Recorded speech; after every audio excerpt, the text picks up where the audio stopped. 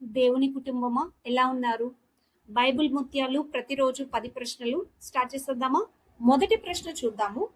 సర్పము ఆదికాండం 3వ అధ్యాయంలో ఎవరితో మాట్లాడింది? ఆదాముతో, హవ్వతో. సరైన సమాధానం హవ్వతో. రెండో ప్రశ్న చూద్దాము. దేవుడు నీవెక్కడ ఉన్నావు అని అడిగినప్పుడు ఆదాము దాక్కున్న కారణం ఏం చెప్పాడు? తాను దిగంబరుడై ఉన్నందున భయపడ్డానని, సర్పమును చూసి భయపడ్డానని. సరైన సమాధానం తాను దిగంబరుడై ఉన్నందున భయపడ్డానని. మూడవ ప్రశ్న చూద్దాం. తినవద్దని చెప్పిన ఫలాన్ని తిని ఆదాము ఎవరిని కారణంగా చూపించాడు? సర్పమును మాత్రమే, తనతో ఉండడానికి దేవుడిచ్చిన స్త్రీని. సరైన సమాధానం తనతో ఉండడానికి దేవుడిచ్చిన స్త్రీని. నాలుగవ ప్రశ్న చూద్దాం. హవ్వ తన తప్పుకు ఏ కారణం చెప్పింది? సర్పము తనని మోసగించిందని, దేవుని ఆజ్ఞ తనకు తెలియదని. సరైన సమాధానం సర్పము తనను మోసగించిందని. ఐదవ ప్రశ్న చూద్దాము. ఆదాము పాపం చేసిన తర్వాత భూమి నుండి ఆహారం పొందడం ఎందుకు కష్టమైంది? భూమి శపింపబడి ముండ్లను గచ్చ పొదలను మొలిపించింది.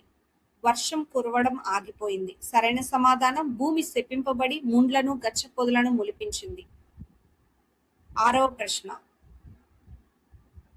ఆదాము హవ్వలను ఏదైనా తోట నుండి పంపిన తర్వాత జీవవృక్ష మార్గాన్ని కాపాడటానికి దేవుడు ఎవరిని ఉంచాడు?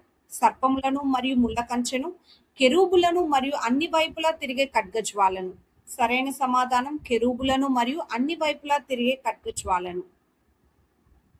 దేవుడు సర్పంపై ప్రకటించిన శిక్ష ఏమిటి? అది తన పొట్ట మీద పాకుతూ మన్ను తినాలి. అది జంతువులన్నిటికంటే బలహీనంగా మారాలి. సరైన సమాధానం అది తన పొట్ట మీద పాకుతూ మన్ను తినాలి. స్త్రీకి దేవుడు ప్రకటించిన పరిణామాలలో ఒకటి ఏది? ఆమె ఇక పిల్లలను కనలేకపోవడం, ఆమె ప్రసవ వేదన అధికమవ్వడం. సరైన సమాధానం ఆమె ప్రసవ వేదన అధికమవ్వడం. ఆదాము తన భార్యకు హవ్వ అని ఎందుకు పేరు పెట్టాడు? ఆమె జీవించు వారందరికీ తల్లి కాబట్టి, ఆమె ఆదాముకు సహాయకురాలు కాబట్టి. సరైన సమాధానం ఆమె జీవించు వారందరికీ తల్లి కాబట్టి. ఆదాము హవ్వలు తోటలో దేవుని స్వరాన్ని ఏ సమయంలో విన్నారు? చల్లని పూట, సూర్యోదయ సమయంలో. సరైన సమాధానం చల్లని పూట. ఇంతటితో గేమ్ అయిపోయింది. మరి ఈ రోజు విన్నర్స్ ఎవరంటే శామ్యుయల్ బ్రదర్, సింధూరా సిస్టర్, అలాగే Isaac Dev brother. Thank you అండి. పార్టిసిపేట్ చేసిన మీ అందరికీ కూడా ప్రభు పేరిట వందనాలు తెలియజేస్తున్నాము. ఈ క్యూఆర్ కోడ్ స్కాన్ చేసి ఆదికాండం 4వ అధ్యాయం యొక్క క్విజ్ మీరు పూర్తి చేయగలరు. రేపటి దినము 4వ అధ్యాయం ప్రశ్నలతో కలుసుకుందాము.